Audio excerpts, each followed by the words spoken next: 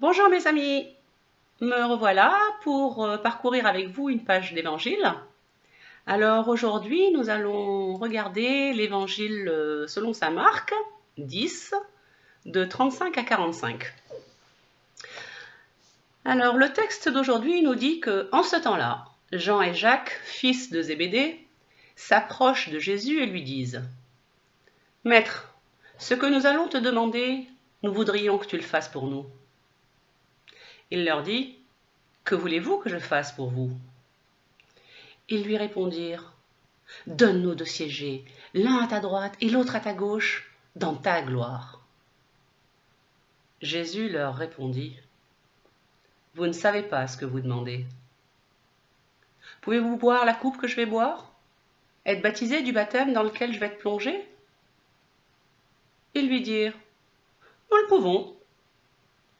Jésus leur dit: La coupe que je vais boire, vous la boirez, et vous serez baptisés du baptême dans lequel je vais être plongé.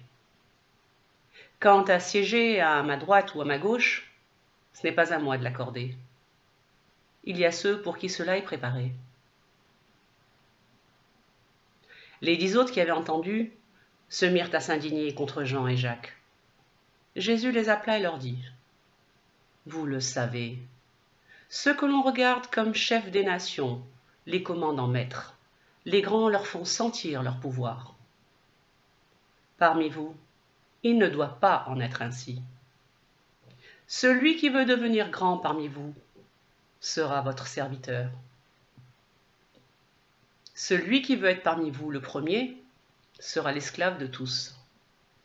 Car le Fils de l'homme n'est pas venu pour être servi, mais pour servir et donner sa vie en rançon pour la multitude. Voilà, donc avant de rentrer en profondeur dans ce texte, je suis allée voir par curiosité entre quels textes il se situait. Et juste avant ce passage, nous pouvons voir que Jésus en était déjà à sa 3e annonce de sa passion et de sa résurrection à ses disciples.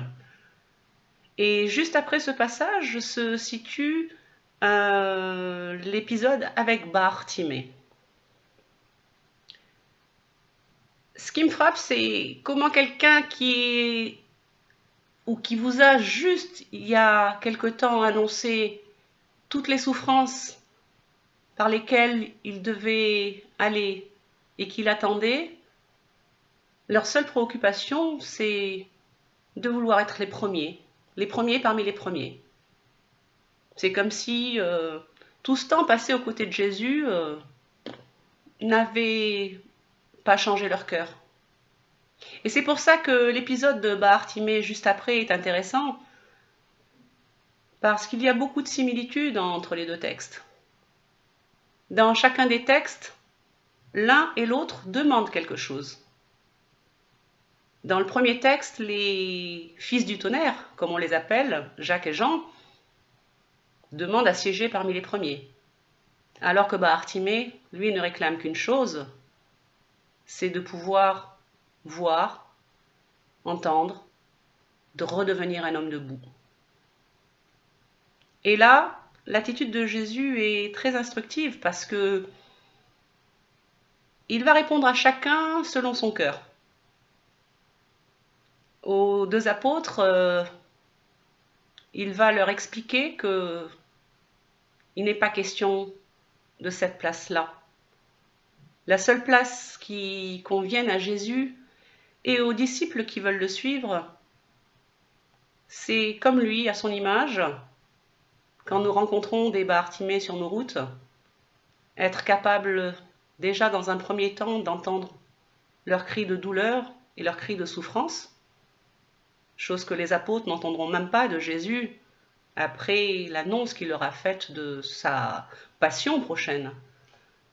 Être capable d'entendre cette douleur, être capable aussi d'entrer dans la demande de l'autre et par une parole de vie et de résurrection lui dire: oui, je suis là pour toi, je suis venu pour remettre des hommes comme toi debout, afin qu'ils voient afin qu'ils entendent, afin qu'ils soient capables d'accueillir ce royaume que Dieu offre à chacun. Et bien sûr, on ne peut pas passer à côté de l'expérience de Marie en regardant ces textes.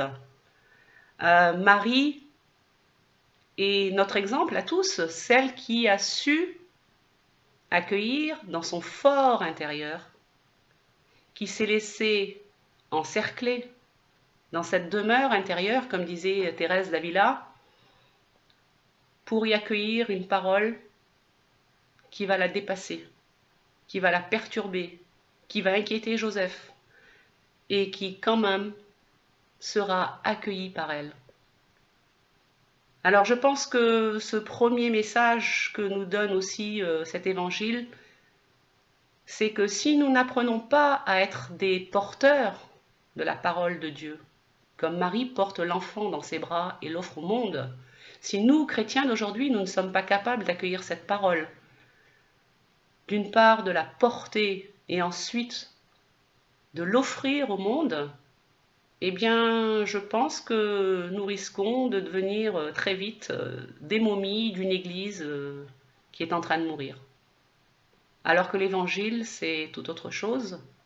L'évangile est vivant, l'évangile peut être bruyant parfois.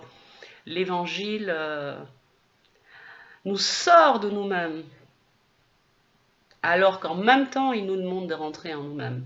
C'est là toute l'extravagance de la foi, si je puis dire, mais en tout cas de l'aventure intérieure à laquelle chaque chrétien est appelé, et à chacun sa réponse, à chacun ses questions, et il sera donné à chacun en fonction de ce qu'il demandera.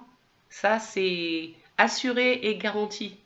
Peu importe le temps, peu importe les circonstances, j'aime à repenser à ce pape que nous avons aujourd'hui et qui a comme seul marteau pour l'évangile la miséricorde. Voilà, je pense que nous sommes dans un monde qui est dur, qui est difficile, qui est enfermé et enfermant, et qui petit à petit supprime la relation de l'homme à l'homme. Alors si nous voulons préserver cette parole de Dieu, si nous voulons être des porteurs de cette parole de Dieu, nous n'avons d'autre choix que d'une part nous exposer nous-mêmes à sa lumière, à son Esprit Saint, pour l'accueillir en nous-mêmes, dans nos forts intérieurs. Et c'est qu'après que nous pourrons lui dire, comme disait Abraham ou Samuel, Seigneur, inheni, me voici. Fais de moi ce que tu voudras. Alors voilà, je vous souhaite à vous tous, porteurs de Dieu, une très belle aventure sur les chemins de la vie. À bientôt!